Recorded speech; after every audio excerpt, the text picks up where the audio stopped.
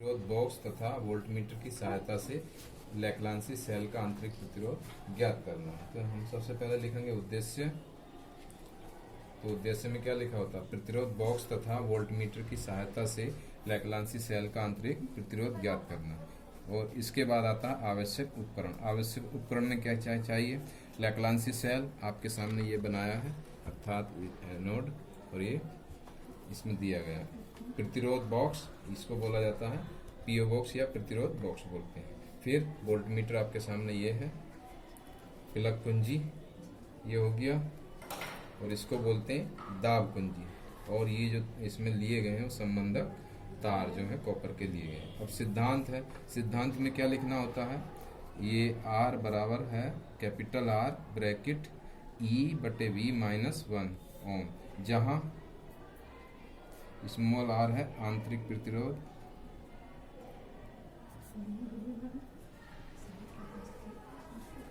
Capital R है प्रतिरोध, ई विद्युत वाहक बल,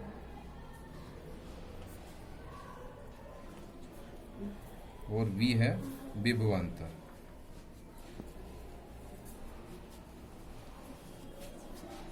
ये हो गया।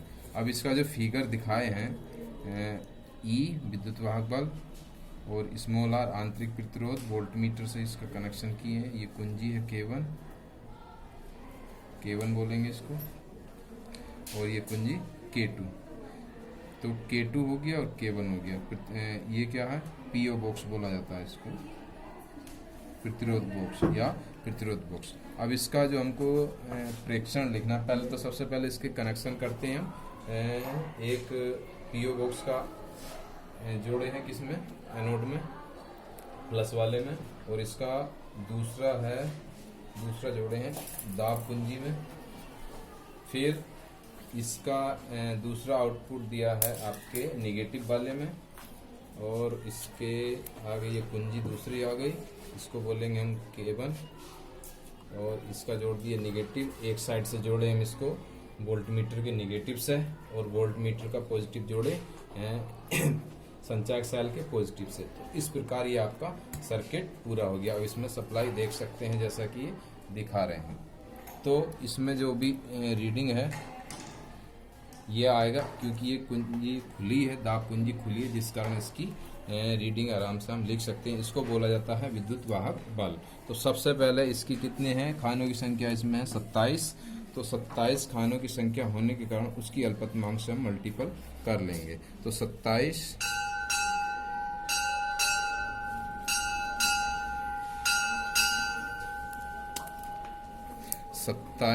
खानों की संख्या है, तो इसकी अल्पतमांक लिख देंगे यहाँ गुणे 0.05 बराबर आ जाता है इसका 27 28 है 27, कितना हो गया 5, ये हो गया 13, अर्थात 1.13 हो गया वोल्ट। ये विभव हो गया, ई हो गया, विद्युत वाहक बल हो गया 1.35 वोल्ट। ठीक है। अब इसके बाद जैसे इसमें खानों की संख्या आई 27, और ये हो गया 1.35, और इसके बाद हम इसको भी निकालेंगे, तब भी इसमें कोई विक्षेप नहीं होगा, अर्थात ये खानों की संख्या कितने ओम का निकालेंगे? 1 ओम का है, 1 ओम का यही रहेगा। 2 ओम का निकालेंगे तब भी कोई विक्षेप नहीं होगा, अर्थात ये 2 ओम हो जाएगा। तो इसमें खानों की संख्या 27 ही रहेगी, और इसकी वैल्यू इतनी ही रहेगी। फिर इसके बाद हम निकाल देंगे 3 ओम का, तो 3 ओम का भी ये कोई परिवर्तन नहीं होगा, अर्थात ये खानों की संख्या 27 ही रहती है, और इसको हम कर देते हैं 135। फिर 4 का निकाल लेंगे। 4 का निकालने के लिए क्या करेंगे? 2 के निकाल लेंगे, अर्थात ये 4 ओम हो गया, ये खानों की संख्या वही रहती है। फिर ये हो गया 1.35। अब निकालना हमको 5 का, अर्थात 1 3 और 2 5 आएगा, ये भी इतना ही है, अर्थात 1.35 वोल्ट हो गया। अब इसके बाद हम 6 निकालेंगे, तो 5 और इसमें ये कर दिया जाएगा, अर्थात आपका ये हो गया 5 और एक ये हो गया 6, अर्थात 6 ओम पर भी आपका 27 खाने हैं, 1.35 है।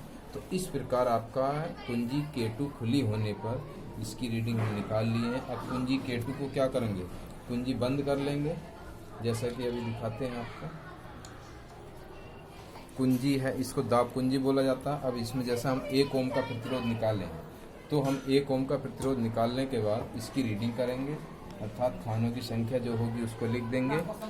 कितनी है, 4 है, खानों की संख्या यहाँ आएगी 4, और इसके पहले खानों की संख्या लिख लेते हैं 4, और इसकी मल्टीप्लाई कितनी आ गई, 4 पंजे 20, अर्थात ये आ गया। फिर अब इसका हम निकालेंगे 2 ओम का। 2 ओम का इसके रीडिंग आती है कितनी, 6, खानों की संख्या आ गई 6, 6 दूनी 12, 6 पंजे 30, अर्थात 3.0 ये आ गया है। अब उसके बाद निकालना हमको 4 ओम का, 3 ओम का। 3 ओम के लिए ये करेंगे, फिर इसको दाब कुंजी लगाएंगे। तो दाब कुंजी के बाद आएगा ये 7 है। 7 के बाद इसका मल्टीपल कर देंगे, कितना, 7 पंजे 35, अर्थात 0.35।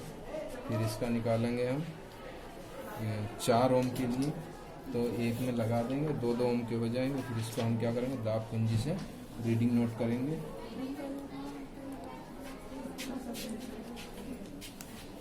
रीडिंग नोट करेंगे तो कितना आ रहा है, ये आपका आ रहा है 10। 7 का आ गया 10, 4 पर हो गया 10, 10 पंजे 50, अर्थात 5.0 आ गया। फिर इसके बाद कितना निकालना है, 5 ओम का। तो 5 ओम के निकालने के लिए 1 का भी निकाल लेते हैं। फिर इसके बाद हम रीडिंग लेते हैं, लगभग आई 11, खानों की संख्या है 11, 11 पंजे 55, अर्थात 0.55। फिर इसका निकाल लेते हैं कितने का, 6 ओम का। तो एक का छोड़े रहेंगे और 2 के हम 3 कर देंगे, अर्थात ये कितना आएगा, इसको हम रीडिंग नोट कर लेते हैं। ये आ गया आपका 13, खानों की संख्या होगी 13, 13 पंजे 65, अर्थात 0.65।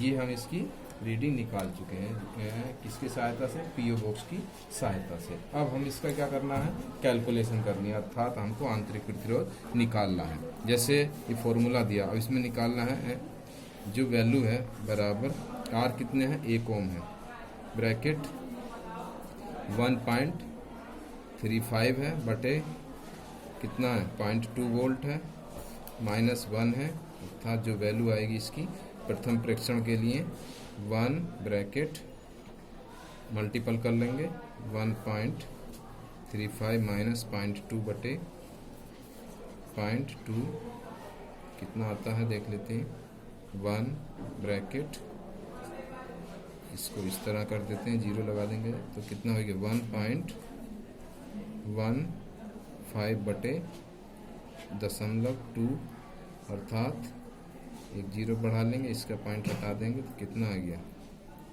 115 बटे 20। तो इसकी कैलकुलेशन कितनी आती है 5, और फिर आ गया 20 पंजे 100, फिर एक 0 बढ़ाएंगे 0.6, 20 सिक्का 120 सत्ते 140, ये आंतरिक प्रतिरोध आ गया।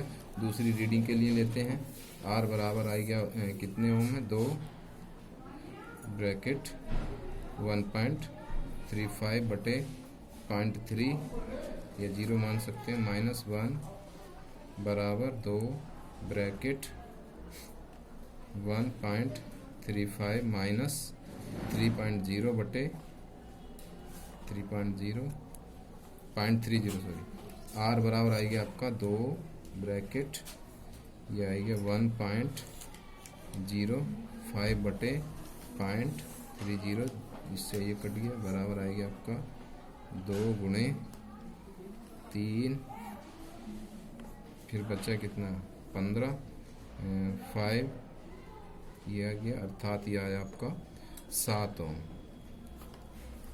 दूसरी रीडिंग आ गई। अब इसकी तीसरी रीडिंग ले लेते हैं। तीसरी रीडिंग क्या है,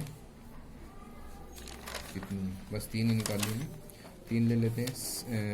1 आर बराबर 3 ओम है और ये हो गया 1.35 बटे 0.35 माइनस 1 इक्वल टू 3, ये 1.35 माइनस 0.35 बटे 0.35, अर्थात जो इसकी वैल्यू आएगी कितनी आएगी, हम इसको लिख लेते हैं 1.00 बटे 0.35। ये इसका कट गया। अब कितना आ गया, 5 सत्ते 35, ये आ गया 20 बराबर आ गया 7 दूनी 14 पॉइंट 6, 7 6 42, 7 7 49, 7 8 56, फिर बचा 4, 7 5 35, अर्थात ये इसके इंटू 3 है। तो गुणा 3 कर लेते हैं, बराबर आ गया 5 3 6 2 8 8.55 ओम। ये आ गया इसका। अब इसका मध्यमान निकालते हैं। तो मध्यमान निकालने क्या करेंगे, तीनों को जोड़ देंगे। 5.75 प्लस 7 प्लस 8.55 बटे 33 बराबर आएगी आपका 0, 5 7 12 और 1 13 दशमलव 8 7 15 5 20 और 1 21 बटे 3, अर्थात जो इसका रिजल्ट आएगा बराबर कितना हो गया, 3 सत्ते 21.0, ये आएगा। तो परिणाम हो गया, दी गए सेल का आंतरिक प्रतिरोध कितना आएगा, 7.10 ओम। तो इस प्रकार जो आपका प्रयोग था उसकी वैल्यू आई 7.10 ओम। तो आपका रिजल्ट ये है। अब इसकी हम सावधानियां देखते हैं क्या है। प्रयोग के बीच में सेल हिलनी नहीं चाहिए, क्योंकि वैद्युत अपघट्य के हिलने से सेल का आंतरिक प्रतिरोध बदल सकता है, अर्थात जो भी वायर है हम इसको ज़्यादा नहीं हिलाना है, अदरवाइज इसकी जो भी रीडिंग है बदल जाएगी। वोल्ट मीटर का धन सिरा सेल के धन इलेक्ट्रोड से जुड़ा होना चाहिए, ये इसका पॉजिटिव से जुड़ा है। और नंबर 3 क्या, प्रयोग के बीच बीच में सेल के पार्ट के विद्युत वाहक बल ई के लिए प्रेक्षण लेते रहना चाहिए। कभी कभी ऐसा होता है कि इसकी रीडिंग बदल सकती है, तो इसकी रीडिंग भी हम ले सकते हैं। अर्थात नंबर 4 वोल्ट मीटर में कोई शून्यांक त्रुटि नहीं होनी चाहिए, जैसा कि हम दिखा रहे हैं, अर्थात इसमें कोई भी त्रुटि नहीं है। तो आपके माध्यम से हम इसको दिखाएं कि जो आपका प्रयोग था प्रतिरोध बॉक्स तथा वोल्ट मीटर की सहायता से लैप्लासी सेल का आंतरिक प्रतिरोध ज्ञात करना, ये कम्प्लीटली पूर्ण हो चुका है। Thank you.